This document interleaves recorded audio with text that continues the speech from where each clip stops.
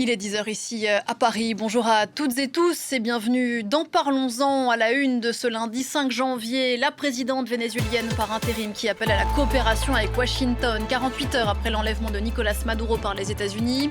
Alors que le dirigeant chaviste comparaîtra cet après-midi devant un tribunal de New York officiellement pour narcoterrorisme, le président américain lui multiplie les menaces à l'égard des autorités nouvelles de Caracas, mais aussi celles de Cuba, du Groenland ou encore de l'Iran. Comment pour ce premier rendez-vous de l'année, et j'en profite pour vous présenter mes meilleurs vœux, ne pas poser nos valises, les valises de Parlons-en, dans ce Venezuela qui a fait une entrée fracassante bien malgré lui en 2026, contraint et forcé par l'appétit de Donald Trump que rien ne semble arrêter.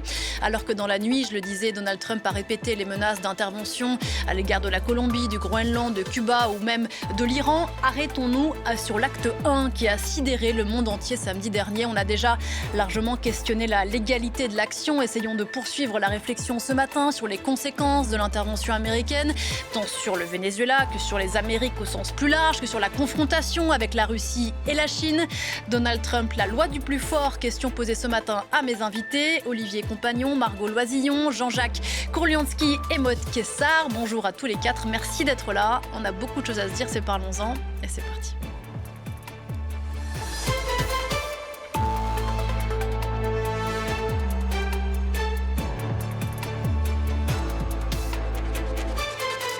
Olivier Compagnon. Bonjour. Bienvenue sur ce plateau. Merci d'avoir répondu à notre invitation. Vous êtes historien, professeur à l'université Sorbonne Nouvelle et membre de l'Institut universitaire de France, spécialiste de cette région du monde. Face à vous, Margot Loisillon. Bonjour Margot. Bonjour. Vous êtes ici chez vous, rédactrice en chef à France 24, ancienne rédactrice en chef de l'antenne hispanophone de France 24 à Bogota. À vos côtés, Jean-Jacques Kourlianski. Bonjour à vous. Bonjour. Merci d'être là, directeur de l'Observatoire de l'Amérique latine et des Caraïbes à la Fondation Jean Jaurès. Et puis je vous salue à distance, Maud Kessar. Bonjour Maud, merci beaucoup de nous rejoindre pour cette discussion. Directrice du domaine Euro-Atlantique de l'IRSERM et spécialiste de la politique étrangère américaine. Il n'y a pas beaucoup de certitudes en ce début d'année concernant cette question et cette intervention américaine au Venezuela. Peut-être une question de gouvernance pour commencer, s'il vous voulez bien. Et l'une des rares certitudes que l'on a, c'est que l'enlèvement de Nicolás Maduro samedi dernier par les États-Unis, dont on a largement relayer le scénario, n'est que le prélude a priori à un contrôle américain du Venezuela. Question peut-être Margot pour commencer avec vous sur celle dont on parle beaucoup ces dernières heures, Delcy Rodriguez, ex-vice-présidente qui prêtera serment aujourd'hui comme présidente par intérim. Sur quelle ligne se situe-t-elle ? On avait entendu des déclarations plutôt hostiles à Washington ces derniers mois. L'appel à la coopération, au dialogue, où se situe-t-elle ? Alors, Delcy Rodriguez, il faut savoir que non seulement c'était la vice-présidente vénézuélienne, mais c'est aussi quelqu'un qui est très connu dans la politique vénézuélienne et depuis longtemps. Elle est la fille d'un ancien guérillero castriste. Donc voilà, elle a toute sa légitimité dans le pouvoir de Maduro. Elle était également, en plus d'être vice-présidente, d'abord ministre de l'économie et également depuis 2024, me semble-t-il, ministre des hydrocarbures. Il faut savoir que Delcy Rodriguez, enfin en tout cas moi ça m'a un petit peu interpellée ces dernières heures depuis qu'on entend parler d'elle, c'est que le Venezuela était dans une extrêmement profonde crise économique avec une inflation très forte et Delcy Rodriguez, ces derniers mois, a rétabli une forme de stabilité économique. Alors, tout avec beaucoup de pincettes, je dis ça évidemment, la crise économique au Venezuela est très très profonde, mais néanmoins Delcy Rodriguez a une politique libérale, de libéralisation des hydrocarbures ces derniers temps. Alors, encore une fois, à petite échelle. Et moi, je me pose la question de si ce n'est pas un petit peu aussi ce qui permet à Washington aujourd'hui de dire qu'elle pourrait être une bonne interlocutrice. Son frère est le président de l'Assemblée nationale. Donc, à eux deux, ils représentent le pouvoir civil au Venezuela. On l'a vu apparaître ce week-end aux côtés de Diosdado Cabello et Vladimir, j'ai oublié son nom de famille, le ministre des Armées. Donc, pour l'instant, elle montre une unité avec les militaires au Venezuela, ce qui est très important pour garder le pouvoir. Et elle a eu, disons, de bons résultats économiques ces derniers temps. Donc, je me dis que peut-être Washington voit en elle, en tout cas, entre son contrôle des militaires et le contrôle économique peut être une bonne interlocutrice. Et c'est là qu'on a besoin d'éclaircissement, car les Américains, Donald Trump en tout cas, a dit cette nuit dans Air Force One que les États-Unis étaient aux commandes au Venezuela. Pour autant, il semble laisser faire cette transition. Alors quoi, Olivier Compagnon ? Je ne pense pas que les États-Unis soient aux commandes au Venezuela à l'heure actuelle. L'événement le plus important hier, je crois, ça a été le moment où l'armée, qui est à mon avis l'observatoire absolument essentiel qu'on doit avoir dans les semaines qui viennent, a accordé sa confiance en quelque sorte à la vice-présidente, donc qui devient présidente par intérim. Et ça me paraît un élément essentiel. Certes, Maduro est en prison à Brooklyn et va être inculpé aujourd'hui, mais le gouvernement officialiste, comme on dit au Venezuela, reste complètement en place. Alors, une des questions qu'on peut se poser aujourd'hui, c'est que est-ce qu'il y a des fissures au sein de ce premier cercle madouriste dont faisait partie complètement Delcy Rodriguez ? C'est une question que les gens se posent pour essayer de comprendre aussi la manière dont Maduro a été enlevé. Parce qu'il y a quand même une forme de stupéfaction autour de cette opération qui a duré 1 heure. Les au moins 30 gardes du corps cubains de la sécurité de Maduro qui sont éliminés comme ça. Alors soit il y a vraiment une efficacité absolument extraordinaire de la CIA et du renseignement américain, soit évidemment il y a eu des failles. Et on aurait peut-être la possibilité d'un dialogue entre ce gouvernement de Delcy Rodriguez et Washington. Moi, personnellement, je n'y crois pas trop, dans l'attente de plus amples informations. Et j'ai plutôt l'impression d'une situation complètement bloquée. C'est-à-dire qu'aujourd'hui, le madourisme est toujours au pouvoir sans Maduro. Trump ne contrôle rien de mon point de vue. Et l'opposition vénézuélienne, l'opposition à Maduro vénézuélienne, est relativement muette en ce moment, puisqu'on a d'un côté María Corina Machado, auréolée de son prix Nobel de la paix, mais qui a été complètement discréditée par Trump dans sa conférence de presse et qui, de fait, n'a pas une aura extraordinaire au Venezuela. Et puis d'autre part, une opposition à Maduro de gauche, démocratique, mais qui est extrêmement silencieuse depuis 2 jours. Donc on a quand même une situation qui semble à la fois bloquée et difficilement intelligible. Trump ne contrôle rien au Venezuela, Jean-Jacques Orlianski, en dépit de ses affirmations ? Moi, ce qui me paraît le plus intéressant dans tout ça, on parle peu, c'est que l'intervention des États-Unis, cette fois-ci, n'a rien à voir avec le rétablissement de la démocratie, le rétablissement des libertés. Donald Trump, c'est le cadet de ses soucis. On voit très bien que l'objectif est ailleurs, c'est le pétrole, et que peu lui importe. On va y venir, bien sûr. Qui dirige le Venezuela, il souhaite une personne en capacité d'avoir une autorité. Et il a dénié à María Corina Machado cette autorité. Il avait déjà critiqué l'attribution du prix Nobel à María Corina Machado. Si vous vous rappelez le communiqué de la Maison-Blanche à ce moment-là, il avait dit de façon un peu surprenante, María Corina, le comité Nobel fait de la politique. Et donc il a confirmé qu'effectivement, pour lui, l'important, c'est d'avoir un dirigeant ou une dirigeante en capacité et de pouvoir être écoutée, et notamment si elle prend des décisions conformes. C'est l'objectif principal du président des États-Unis, de Donald Trump, à ce qu'attend Donald Trump. Il ne faut pas oublier que dans le passé, il y a eu malgré tout des négociations bilatérales en matière pétrolière, même si personne n'en parlait, et que soit sous Biden, soit sous Trump depuis le début de l'année, l'entreprise Chevron avait eu une dérogation du Trésor américain pour exploiter du pétrole. Dérogation qui avait, sous Biden, profité également à la ENI italienne et à une entreprise pétrolière espagnole. Mais en dépit de démarches faites par ces deux compagnies auprès de Donald Trump, seul Chevron a eu l'autorisation de poursuivre ses activités. Et elle les poursuit toujours actuellement. Donc ça, c'est un élément extrêmement important. Donald Trump ne s'est pas lancé dans une campagne de démocratisation du monde et de renversement des dictateurs. Il y en a beaucoup. La preuve, Maud Kessar, je ne crois pas que le projet, comme le disait Olivier Compagnon, de Donald Trump pour le Venezuela, c'est de décapiter l'ensemble du régime chaviste. Je ne pense pas que ça soit effectivement dans ce qui soit au programme, d'autant plus que Trump se fait quand même rattraper aussi, non pas par son administration, mais par les autres pouvoirs aux États-Unis. Vous savez qu'on ne peut pas déclencher d'opération militaire sans en informer le Congrès.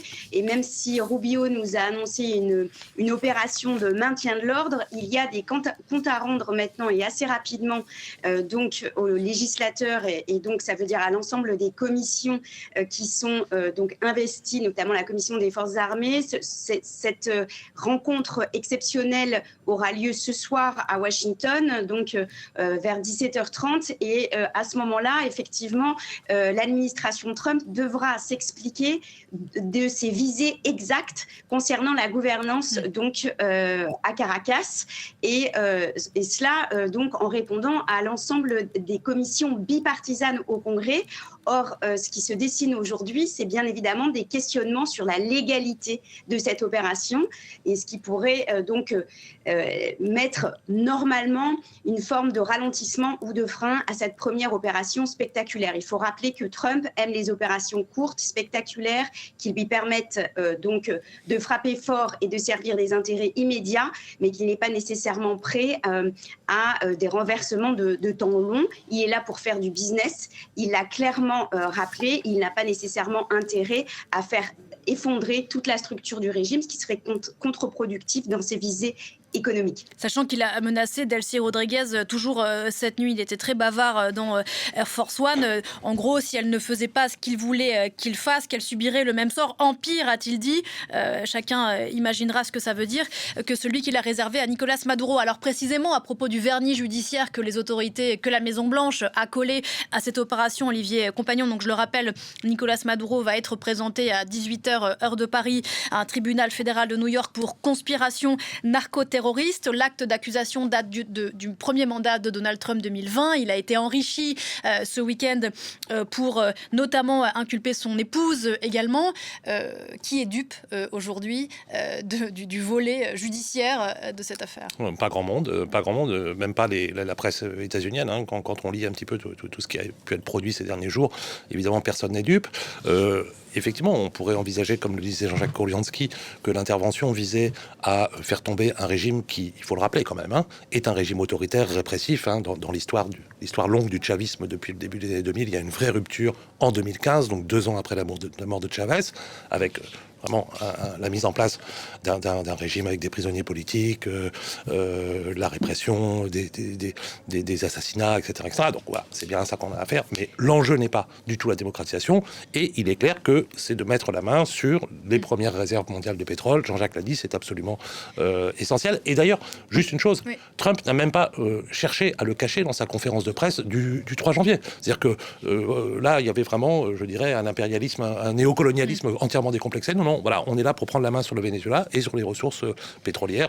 Pardon pour la naïveté de ma question. Peut-être, Maud Kessar, avec vous, il y a eu des précédents dans l'histoire. Pourquoi est-ce que le président Trump n'aurait pas assumé un discours qui dirait, voilà, Nicolas Maduro est un dictateur, nous, Américains, refusons des dictateurs dans notre précaré et nous le déboulonnons comme nous l'avons fait dans l'histoire? Alors, il faut quand même rappeler que ce que veut détricoter Trump et ce qu'il fait de manière assez magistrale, c'est tout ce que les États-Unis ont aussi mis en place depuis 1945, c'est-à-dire un ordre international libéral et des institutions internationales qui disent le droit.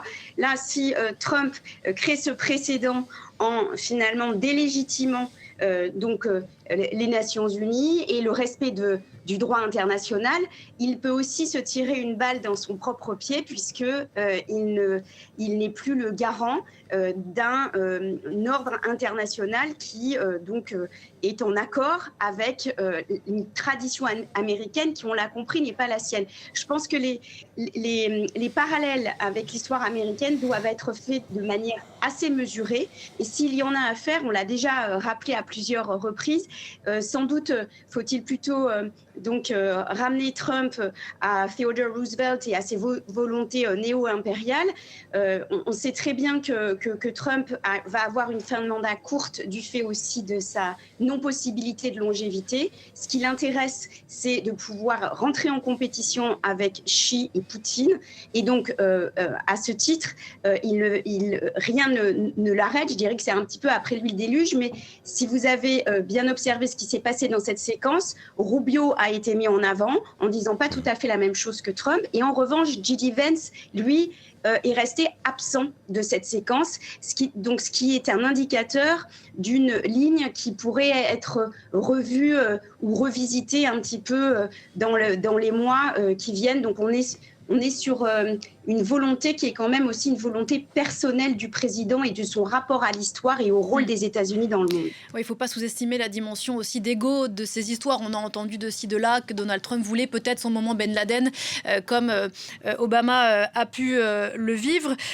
Pour revenir au vernis judiciaire de cette affaire, Marco Loisillon, parce qu'il est important. Il est important aussi, bien sûr, en termes de politique intérieure américaine. Il y a les élections de mi-mandat à la fin de l'année aux États-Unis. Accuser Nicolas Maduro d'être celui par lequel est déversé sur les États-Unis et de la cocaïne et du fentanyl, alors qu'on sait que le fentanyl ne passe pas par le Venezuela, c'est une façon de dire, regardez, je vous protège à son électorat. Oui, et ce qui est sûr aussi, c'est que le narcotrafic et la drogue sont des véritables problèmes en Amérique latine. En fait, il s'appuie quand même sur un véritable problème existant, un véritable problème qu'on connaît aussi d'ailleurs très bien en France, en Europe, etc. Enfin, c'est pas un problème uniquement américain, mais effectivement, aujourd'hui, tout ce qui concerne les routes de la drogue et les productions de drogue, le Venezuela n'en fait pas partie. Les pays principaux producteurs, en tout cas à une échelle beaucoup plus minime, le principal producteur de la cocaïne reste la Colombie, le Pérou, la Bolivie. La cocaïne sort essentiellement de l'Équateur. Et effectivement, le Venezuela est un pays de transit également, mais à une échelle beaucoup moins importante que ses voisins. Oui, d'ailleurs, à ce titre, si on suit la logique de Donald Trump, pourquoi, mais il l'a dit un peu cette nuit dans l'avion, pourquoi ne pas s'en prendre au président colombien ? Voilà, effectivement. Alors, ce qui est intéressant avec le cas de la Colombie, c'est qu'en plus, la Colombie, jusqu'à, on va dire, l'élection de Gustavo Petro il y a 4 ans, est un des plus grands, est l'allié des Américains traditionnels de cette région. Et effectivement, il va falloir s'intéresser à la Colombie parce que le mandat de Gustavo Petro va terminer cette année. Il y a des élections en mai. On sentait quand même un retour de la droite assez évident en Colombie. Or, l'évolution de la campagne présidentielle de ces dernières semaines laisse penser que la gauche a toutes ses chances parce que le candidat de gauche est un candidat sérieux, un candidat qui a une vraie base électorale. La droite colombienne est très éparpillée et très divisée. Donc, effectivement, il va falloir regarder comment Donald Trump se positionne dans cette campagne colombienne parce qu'effectivement... Comme il l'a fait dans d'autres pays d'Amérique latine. Exactement. Et ça va être très intéressant de regarder cette partie-là parce qu'effectivement, si les pronostics étaient plutôt en faveur de la droite, ils le sont de moins en moins. Néanmoins, la droite colombienne, et ça, c'est quand même quelque chose aussi dont on peut parler au niveau régional. La droite colombienne, traditionnellement, est une grande alliée des États-Unis. Elle le restera. La Colombie a un lien très fort avec les États-Unis depuis 2002 et le Plan Colombia, où les États-Unis ont vraiment permis à la Colombie de s'armer dans cette guerre contre la drogue. Les États-Unis sont derrière vraiment une armée extrêmement performante en Colombie, et ça, la droite colombienne le sait très bien. Les États-Unis sont le premier partenaire économique et commercial de la Colombie, juste avant la Chine. Néanmoins, il reste également le premier partenaire en termes de sécurité de la Colombie. C'est traditionnellement position que pour l'instant la Chine n'a pas pris, mais aussi on en a commencé un petit peu à en parler. Derrière tout ça se dessine la place de la Chine sur le continent. Gustavo Petro a ouvert les portes à la Chine en Colombie. Donc voilà. Il y a de la drogue en Colombie, la présence chinoise également. Comment va s'immiscer Donald Trump dans cette campagne ? Je pense que ça va être très intéressant de suivre ça ces prochains mois. Et puis, dans le plus court terme, pour rebondir sur ce que vous disiez, Maud Kessar, il y aura bien un moment où quelqu'un devra expliquer ce qui est reproché concrètement à Nicolas Maduro sur cette question de narcoterrorisme. Le volet terrorisme de l'expression narcoterrorisme étant bien sûr là pour justifier le déferlement de force utilisé samedi contre lui. Que lui est-il reproché exactement ? Est-ce d'être un trafiquant de drogue à des fins mercantiles, à des fins mafieuses ? Il faudra bien que quelqu'un rentre dans le vif du sujet, n'est-il pas ? Les justificatifs importent peu. Mais il y aura un volet judiciaire quand même. Donald Trump est un joueur de Monopoly, formé dans l'immobilier. il achète, il prend. Si on ne lui résiste pas, il va un petit peu plus loin. Bon, vous parliez de la Colombie, il a posé les jalons d'une intervention éventuelle, une menace, il bluffe.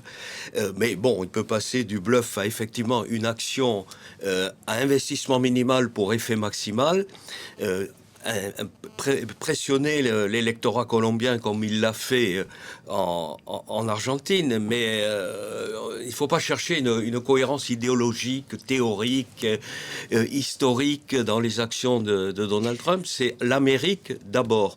L'Amérique d'abord, ça veut dire qu'il est exclu, il l'a d'ailleurs dit dans sa conférence de presse, que les richesses du Venezuela, donc avant tout le pétrole, soient gérées de l'extérieur, soient contrôlées de l'extérieur. Au jour d'aujourd'hui, 80% du pétrole vénézuélien va en Chine. Il ne faut pas oublier que la première action, disons, énergique de Donald Trump en Amérique latine a été dirigée sur le canal de Panama, sur Panama, qui avait fait l'objet d'ailleurs en 1989 d'une intervention de notre président républicain, George Bush, pour écarter un président jugé peu fiable, alors que le canal est considéré comme un investissement stratégique pour les États-Unis. Donc on était en début d'année dans la même situation en ce qui concerne le Panama et le point de vue de Donald Trump, qui a demandé des comptes à Panama en disant, bon, il est totalement inadmissible qu'une entreprise chinoise contrôle les principaux ports de débarquement des porte-conteneurs sur la façade Caraïbe, à Colón, et sur la façade Pacifique, dans la ville de la capitale, Panama. Donc, il a bombardé le Nigeria, en Afrique. Là, c'était pour défendre les chrétiens. Il n'a pas bombardé le Burkina Faso, il y a également des chrétiens et une dictature militaire. Il a bombardé le Nigeria, il fait pression sur le Nigeria, qui est, comme par hasard, le premier producteur de pétrole d'Afrique. Il s'est imposé comme soi-disant médiateur entre le Rwanda et la République démocratique du Congo, où, dans la région de l'Est du Congo, se trouve un certain nombre de minerais stratégiques. Alors précisément, s'agit-il... En réalité, s'est-il agi à un autre moment d'autre chose que de pétrole et ce faisant de contrer l'influence russe et chinoise dans la région? Avant de vous entendre, Olivier Compagnon, on va voir ce que nous a préparé en images Lou Kissiela sur cet enjeu majeur du pétrole dans cette affaire et on en parle juste après. Le problème du pétrole vénézuélien n'est pas de le trouver, mais plutôt de l'exploiter. D'un côté, les réserves d'or noir du pays sont les plus vastes au monde, estimées à plus de 300 milliards de barils, devant l'Arabie Saoudite ou l'Iran. Mais le Venezuela produit à peine 1 million de barils par jour, soit moins d'1% de la production mondiale. C'était 3 fois plus à la fin des années 90. Derrière cet effondrement, la corruption endémique dans le pays, des infrastructures devenues vétustes et des sanctions américaines en place depuis 15 ans qui ont privé Caracas d'investissements internationaux et de technologies de pointe. Le président américain compte bien y remédier. Nous allons reconstruire les infrastructures pétrolières, ce qui coûtera des milliards de dollars, qui seront directement pris en charge par les compagnies pétrolières. Nous allons rembourser les personnes qui ont été lésées. Donald Trump estime que les compagnies pétrolières américaines ont été spoliées de leurs droits. Hugo Chavez, le prédécesseur de Nicolás Maduro, a accéléré la nationalisation du pétrole vénézuélien. Au point qu'en 2007, la plupart des majors américaines ont fui le Venezuela et demandé des compensations financières dont elles n'ont obtenu qu'une partie. Une entreprise est restée, Chevron, qui produisait fin 2024 près d'un quart du pétrole vénézuélien. Mais les quantités auraient été divisées par 2 en 1 an.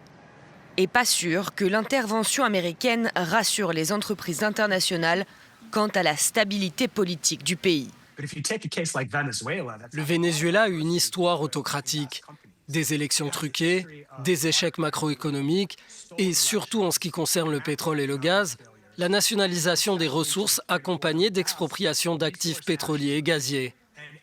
Quand on additionne tout ça, on se retrouve face à un terrain de jeu potentiellement très difficile. Mettre à jour les infrastructures nécessaires pour forer le pétrole vénézuélien pourrait coûter des dizaines de milliards de dollars chaque année. Des investissements qui semblent risqués alors que les cours du brut sont au plus bas. Olivier Compagnon, samedi dernier, Donald Trump a réussi une pierre trois coups, si j'ose dire, mettre la main sur le court moyen terme sur le pétrole vénézuélien. Faudra-t-il que ça s'opère sur le terrain et contrer les ambitions russes et chinoises dans la région ? Alors, moi, je ne suis pas convaincu, en vérité, on n'est plus au temps de la guerre froide. C'est-à-dire qu'aujourd'hui, ça a été dit à plusieurs reprises, les États-Unis ne sont plus tout puissants dans la région. Je dirais même que, dans une large mesure... Y compris après un coup de force comme ça. Oui, ils ont perdu la région très largement. Ce qui pouvait être... les couleuvres qui pouvaient être avalées par la région latino-américaine dans les années 70-80 du XXe siècle, parce que tous les pays étaient ultra dépendants commercialement, financièrement des États-Unis, n'ont plus d'équivalent aujourd'hui, parce qu'effectivement, il y a eu une diversification des partenaires et que notamment la Chine, effectivement, est entrée en force commercialement et financièrement depuis, en gros, 25 ans. Et aujourd'hui, c'est le premier partenaire commercial, non pas de la région latino-américaine, mais de l'Amérique du Sud, par exemple. Et donc, à un moment donné, si vous voulez, il y a la possibilité pour toute une série de pays de se tourner vers d'autres partenaires. Je reviens juste sur le petit reportage qu'on vient de voir sur le pétrole, parce qu'effectivement, ça explique beaucoup aussi du narratif qui est porté par Donald Trump. Quand on revoit l'histoire pétrolière du Venezuela depuis les années 1910, donc date de la découverte, effectivement, les États-Unis et les Britanniques se sont en gros partagé le gâteau jusqu'à la Seconde Guerre mondiale, et puis ensuite, principalement, les entreprises états-uniennes. Et il y a tout un récit états-unien sur la spoliation. Alors, la spoliation de quoi ? Des investissements qui avaient été faits par les grandes entreprises britanniques et états-uniennes. D'abord dans les années 70, lorsque on a une première phase de nationalisation sous un gouvernement social-démocrate, qui était le premier gouvernement de Carlos Andrés Pérez, et puis ensuite, au début des années 2000, lorsque il y a une nouvelle vague de reprise en main par l'État vénézuélien des richesses du sous-sol. Et au fond, c'est ça la grande justification aujourd'hui. Finalement, nous récupérons un bien qui nous est presque dû, parce que c'est nous qui l'avons mis en valeur historiquement depuis plus d'un siècle. C'est très intéressant ce que vous venez de dire. Maud Kessar, justement, sur ce que disait à l'instant Olivier Compagnon, sur le doute qu'il émettait, sur le signal que ça pouvait envoyer notamment à la Chine. On a entendu de ci, de là, d'ici samedi, que la contrepartie de l'exclusion, en tout cas de la tentative d'exclusion américaine de la Chine de son précaré, était de dire vous faites ce que vous voulez dans votre région du monde, et nous, voilà, le corollaire Trump à la doctrine Monroe, ce sera ni les Européens, ni les Chinois, ni les Russes. On fait ce qu'on veut chez nous. Quelle est votre analyse là-dessus ? Alors, à l'évidence, les documents stratégiques de décembre 2025 vont également dans ce sens, c'est-à-dire le retour à une logique finalement de sphère d'influence, c'est une évidence. Les signaux forts qui sont envoyés à la Chine, mais pas seulement, également à la Russie, à l'Iran, qui est aussi un des premiers fournisseurs d'armement militaire au Venezuela en particulier. Donc, c'est un billard à plusieurs bandes. Ce qu'il y a, c'est que dans ce billard à plusieurs bandes, il y a aussi des signaux contradictoires qui sont envoyés.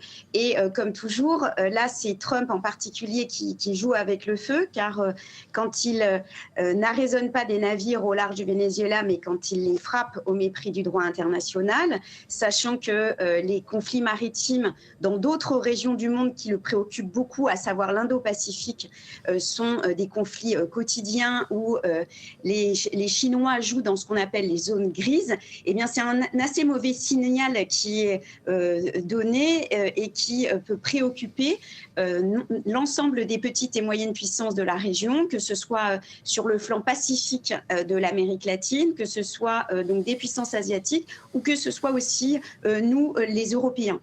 Si vous le permettez, j'aimerais quand même revenir sur le fait que Trump n'est pas complètement seul à la manœuvre. Il y a cette administration MAGA, et il ne faudrait pas que la politique spectacle, qu'elle soit militaire ou diplomatique de Trump, éclipse quand même le grand projet MAGA qui existe et qui est présent et qui n'est pas nécessairement aussi erratique que l'on voudrait le faire croire. Et ça, je pense que c'est un point d'attention extrêmement important parce qu'il y a une logique qui peut nous paraître déstabilisante, mais pourtant qui est poursuivie depuis le départ par cette administration, et je dirais même depuis janvier 2021, Nous sommes le 5 janvier et nous sommes la veille des événements du Capitole du 6 janvier 2021. Rappelez-vous, c'est un marqueur. Tout ce qui a cours actuellement a été préparé de longue date par le camp MAGA et il s'étend bien plus largement à la seule personne de Donald Trump et il ne faut pas l'oublier. Olivier Compagnon, je vous ai vu hocher la tête. Je suis absolument d'accord avec ce qui vient d'être dit. Il faut insister sur le rôle que joue dans toute cette affaire Marco Rubio, donc le secrétaire d'État d'origine cubaine. Et j'aime toujours rappeler, lorsqu'on parle de cette affaire vénézuélienne, qu'il y a évidemment un horizon cubain qui n'est pas explicitement avoué aujourd'hui, mais qui va de soi. Historiquement, Cuba est une obsession permanente des États-Unis depuis le début du 19e siècle. Évidemment, elle l'est d'autant plus depuis 1959. Et là, au fond, l'hypothèse, alors non pas de dealer avec le nouveau gouvernement vénézuélien, mais de faire tomber le chavisme, ce serait effectivement de faire tomber par la même occasion le régime cubain, puisque celui-ci vit sous perfusion du Venezuela depuis 20 ou 25 ans. Trump a dit cette nuit que le régime cubain allait tomber de lui-même, de toute façon. Et là, quand même, pour Trump, ça serait une manière de d'ériger sa statue pour l'histoire, puisqu'il parviendrait à faire ce que aucun des présidents américains depuis 1959, en gros depuis Eisenhower, qui était le premier à gérer la révolution cubaine, n'a réussi à faire. Et je pense que cet horizon-là, il est également très important dans la perspective que vient de rappeler utilement, je crois, Maud Kessa. Là-dessus, Jean-Jacques Orlianski ? Sur Cuba ? Il y a le moment qui a été choisi par Donald Trump pour mener cette opération n'est pas anodin. Le lieu d'enfermement du président Maduro non plus. Il y a des élections le 3 novembre qui sont importantes pour lui dans un contexte économique et social dégradé et deux événements de ces derniers jours qui ont porté atteinte à sa crédibilité. L'un, c'est la décision de juges qui lui ont demandé de retirer la garde nationale de plusieurs villes dont les maires sont des opposants, des démocrates. Et l'autre, c'est la mise en scène par le vainqueur de la prise de fonction, de sa prise de fonction comme maire de New York, un monsieur qui est né en Ouganda, qui est d'origine indienne et qui est musulman, alors que quelques jours auparavant, dans sa feuille de route internationale, il accusait les Européens d'abandonner les valeurs occidentales, chrétiennes, etc. Donc, l'événement de ces derniers jours a effacé totalement l'impact médiatique de ces deux revers qui pouvaient porter atteinte à son capital électoral pour les élections du 3 novembre. Et le fait qu'il ait fait enfermer Maduro à Brooklyn, dans une prison située dans le fief de ce nouveau maire, me paraît non plus pas le fait du hasard. Le président panaméen, lui, avait été incarcéré en Floride. Donc tous ces éléments-là ont joué.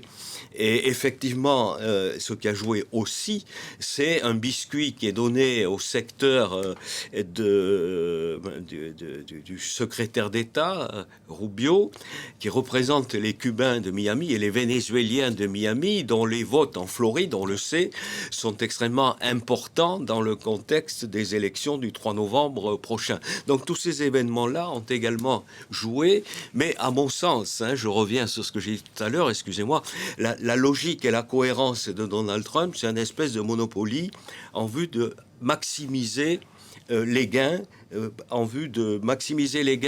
qui retombent dans l'escarcelle des États-Unis parce que c'est l'Amérique d'abord. Donc, il pose des jalons contre Cuba pour faire des cadeaux électoraux. Et ce faisant, effectivement, gagner des élections de mi-mandat qui sont pour l'instant Il pose des jalons sur la Colombie.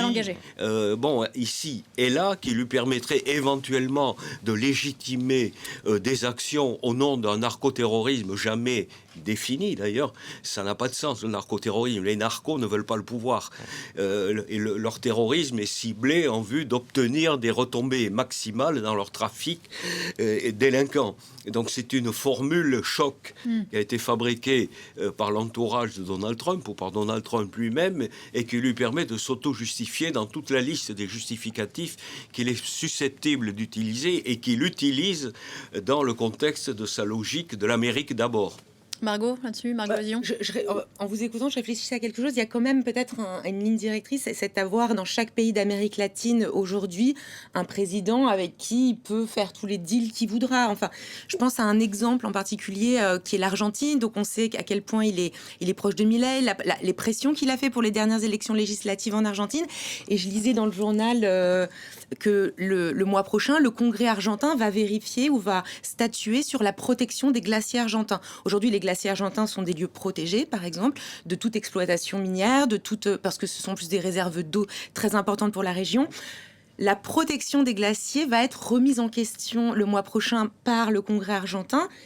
Je trouve que, alors évidemment, c'est à voir ce qui va se passer, mais ce sont de ce genre de signaux que je trouve très inquiétants, parce qu'en ayant un Milei au pouvoir qui est donc proche de Donald Trump, c'est aussi de dire, écoute, super, on va enlever cette protection, puis exploitons les glaciers du sud du continent. Et en fait, l'Amérique latine est un continent dans sa globalité qui est un lieu de très nombreuses ressources minières, mais également agricoles, dont beaucoup de pays aujourd'hui dépendent. Et en fait, avoir des relations privilégiées avec l'Amérique latine dans toute sa globalité est très important. Maud Kessar, je vous vois réagir. Oui, je pense que c'est absolument crucial de rappeler ces points. C'est qu'à la fois, on a cette logique qui est une logique civilisationnelle des nationalismes dans les Amériques du Nord au Sud. Et ça, c'est vraiment un projet qui dépasse, qui est un projet trumpien au sens du trumpisme et des MAGA, pas simplement de Trump. Et cela permet aussi, donc, dans cette géopolitique des ressources très extractives et très agressives, de pouvoir, en fait, assouvir les ambitions des piliers en fait aussi de ce projet MAGA, à savoir donc les barons de la tech qui ont besoin, qui ont des industries de la tech qui sont extrêmement énergivores. Et il ne faut pas oublier non plus que leur projet, c'est de pouvoir implanter un certain nombre de data centers en Amérique latine. Et on sait que à quel point les data centers sont consommateurs d'énergie et donc cela pourrait assécher en fait un certain nombre de ressources, notamment de ressources en eau. On a parlé de ressources énergétiques. L'eau est aussi va être aussi un sujet de préoccupation majeur. Donc le projet il est assez large et il a pour but aussi d'être clientéliste pour donc plus qu'une base MAGA, un pilier MAGA. Et ce pilier, c'est la big tech. Jean-Jacques Kolanski, vous le réagissez. Oui, c'est ce qui est intéressant de voir dans l'attitude de Donald Trump à l'égard de différents gouvernements. Bon, limitons-nous à l'Amérique latine, c'est sa plasticité. Peu m'importe que le président soit de droite, de gauche, du centre, s'il accepte ce que lui disent les États-Unis, il n'y a pas de problème. Par exemple, au Brésil, il a soutenu Bolsonaro lorsque Bolsonaro a été condamné à la prison. Mais lorsque Bolsonaro a effectivement été incarcéré, il l'a lâché, il l'a abandonné. On a compris d'ailleurs dans une interview qu'il a accordée à un média qui s'appelle Politico, le sens au fond de la logique de ses réactions. Il a dit, j'aime bien les hommes forts, je n'aime pas les faibles. J'ai fait un geste à l'égard de Milei. Milei a su en profiter pour gagner les élections. Sous-entendu, Bolsonaro a été en dessous de tout. Donc maintenant, je vais m'entendre avec le président Lula, qui est actuellement le président du Brésil, qui m'a l'air d'être un type bien. Et effectivement, il y a eu des échanges assez positifs entre l'un et l'autre. Donc c'est le fait que, par exemple, au Venezuela, dans la même lignée, il soit prêt à passer des compromis avec la vice-présidente, même si elle est bolivarienne, même si le régime est ce que l'on sait, est cohérent avec son objectif qui est de maximiser les intérêts nord-américains dans l'Amérique latine comme dans le reste du monde, sans tenir compte de l'idéologie. Olivier Combani. Et de sécuriser les approvisionnements en hydrocarbures, en énergie fossile, à une époque où, évidemment, les enjeux de la transition énergétique sont fondamentaux, mais où les États-Unis ont un retard absolument considérable, ont d'ores et déjà perdu la bataille contre la Chine, qui, elle, est engagée de plein pied dans cette transition énergétique. Et là, il y a l'idée que pour les 10, 20, 30 ans, on va essayer de sécuriser les ressources en hydrocarbures qui vont permettre effectivement aussi de produire davantage et donc de faire baisser le coût du pétrole, à la fois pour les entreprises américaines et pour les ménages américains. Mais encore faut-il effectivement parvenir à réinstaller ces compagnies pétrolières américaines dans un Venezuela, pour l'instant toujours aux mains des chavistes, vous le disiez tout à l'heure, pari risqué, disait Maud Kessar, l'histoire est têtue, on sait aussi ce qu'il s'est passé dans des pays où des tentatives d'installation de régime ont donné. Et puis il ne faudrait surtout pas, donc d'abord effectivement ce que disait Maud Kessar sur voilà, qu'est-ce que ça a donné l'Irak, l'Afghanistan ou la Libye, dans un autre contexte, lorsque des interventions extérieures viennent remplacer des pouvoirs en place, quels que soient ces pouvoirs, évidemment, il ne s'agit pas de défendre ce qu'incarnait Maduro. Ça, c'est un des enjeux qui me semble important, mais j'ai oublié ce que je voulais dire ensuite, je vous prie de m'excuser. Je vais vous laisser le temps de retrouver, je pensais d'ailleurs, vous saurez peut-être mieux que moi, mais il me semble aussi qu'il faut rappeler que pour qu'aujourd'hui le matériel vénézuélien puisse vraiment produire du pétrole, il y a un délai en fait. C'est-à-dire absolument. C'est pas la semaine prochaine que tout d'un coup il peut se passer quelque chose. D'autant plus, il y a une détérioration très très grande. C'est ça, l'appareil productif est en gros très détérioré. Les réserves sont immenses. Alors les réserves sont immenses, mais d'une part, l'appareil productif est très détérioré depuis une quinzaine d'années, en fait depuis le début des années 2010, et deuxièmement, on sait qu'il y a une particularité de ces immenses réserves, notamment dans la ceinture de l'Orénoque, c'est ce qu'on appelle un pétrole lourd, un pétrole bitumineux, qui est à la fois compliqué et très cher à extraire. Donc ça suppose des investissements absolument massifs. Et c'est ce que disait d'ailleurs très bien votre reportage tout à l'heure. Pour que ces investissements massifs soient réalisés, ça va supposer une certitude politique, une stabilité politique, pour que les investisseurs privés s'y mettent, qui, à mon avis, là, est loin d'être gagné. Et sur le long terme. On connaît le président Trump très prompt à faire des promesses très court-termistes. Je voudrais, Maud Kessar, on arrive au terme de cette émission, revenir sur l'une des idées que vous avez évoquées tout à l'heure. Alors, bien sûr, tout ça s'inscrit dans un projet MAGA, pas un procès que vous évoquiez, mais sur ce billard à trois bandes compliqué auquel se risque le président américain, dans la posture, par exemple, d'un Donald Trump face à un Vladimir Poutine dans des négociations sur l'avenir de la guerre en Ukraine, pari plus que risqué que celui demain de donner des leçons de démocratie et de critique d'invasion d'un pays étranger au président russe? Ou c'est plus compliqué que ça? Alors, ce ne sont certainement pas des leçons de démocratie que Trump entend donner, on en est bien tous d'accord là-dessus. Par contre, c'est une leçon de rapport de force. Trump est dans les rapports de force, il a compris qu'il jouait avec des compétiteurs stratégiques qui sont dans la brutalité des rapports de force et des relations internationales. Le fait de déplacer le USS Ford dans la mer des Caraïbes est une démonstration de force. C'est une volonté de rappeler que les Américains vont aussi tout miser sur donc la force militaire qui est un des piliers de leur puissance. C'est pour ça que la loi de programmation militaire qui est passée en fin d'année, plus de 3000 pages, qui va avoisiner plus des 980 000 milliards de dollars avec des réinvestissements dans la marine en particulier. C'est un signal fort pour la Russie et donc ça n'est pas pour donner une leçon de démocratie, mais simplement pour dire occupe-toi de tes affaires, faisons du commerce ensemble, moi je m'occupe de ma zone et toi de la tienne. Et qu'est-ce que la Chine peut comprendre? Qu'est-ce que la Chine peut comprendre dans le même sens?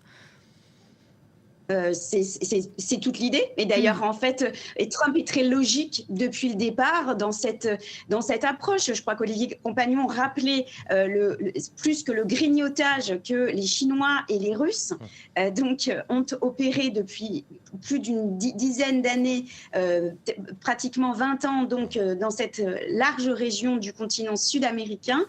Et les administrations successives américaines s'en sont plus ou moins rendues compte.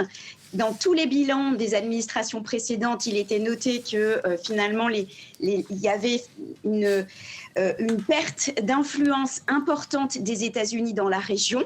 Trump l'a bien compris, c'est dans sa carte mentale, c'est assez simple à comprendre pour lui, mais c'est aussi quelque chose qu'il architecture de manière claire et qu'il l'architecture pas simplement à coup de tweets ou de phrases choc. Il y a aussi des documents stratégiques, si minces soient-ils, qui sont édités. Il y a une arsenalisation du droit qui est contournée, qui est redéfinie. Et là, par exemple, la qualification de narcotrafic peut ne vouloir rien dire, mais il ne faut pas oublier qu'elle s'appuie sur d'autres documents qui sont ceux de la lutte contre les terrorismes depuis 2001. La logique de l'administration Trump, c'est de reprendre en fait tout l'appareil législatif qui a été pris post-11 septembre pour finalement le superposer à la lutte contre l'immigration et le narcotrafic. Ce tour de passe-passe juridique qui n'a rien finalement de la rigueur des juristes, mais passe quand même aujourd'hui, et ça va être ça, toute la bataille qui va se jouer aux États-Unis. Comme sur beaucoup de sujets, il va s'agir d'une bataille juridique, de juriste contre juriste, quitte à détourner le droit. Trump fait la même chose dans tous les domaines, y compris dans les domaines économiques. Pourquoi pas celui-là? Il ne faut pas oublier que cette bataille des empires, elle se joue aussi sur l'interprétation du droit international et de l'état de droit dans son propre pays. Et c'est important aussi de le replacer dans le temps long. Tout ça ne sort pas du chapeau de ces derniers jours. Il y a un mot, je crois, en tout cas une catégorie de pays dont on n'a pas parlé depuis le début de cette émission, à dire beaucoup de l'inexistence des Européens dans cette affaire. Oui, je vais essayer d'élargir un petit peu. Moi, ce qui me paraît peut-être le plus important dans ce qui s'est passé ces derniers jours, c'est une profonde remise en question de l'ordre international qui avait été construit autour des Nations Unies après la Seconde Guerre mondiale. La façon, alors c'est vrai que l'ONU a souvent été critiquée, mais malgré tout, elle existait. Elle permettait de créer des canaux de dialogue, de règlement d'un certain nombre de conflits plus ou moins bien, mais quand même en essayant d'éviter le recours à la force. Là, on a la légitimation du recours à la force, la raison du plus fort,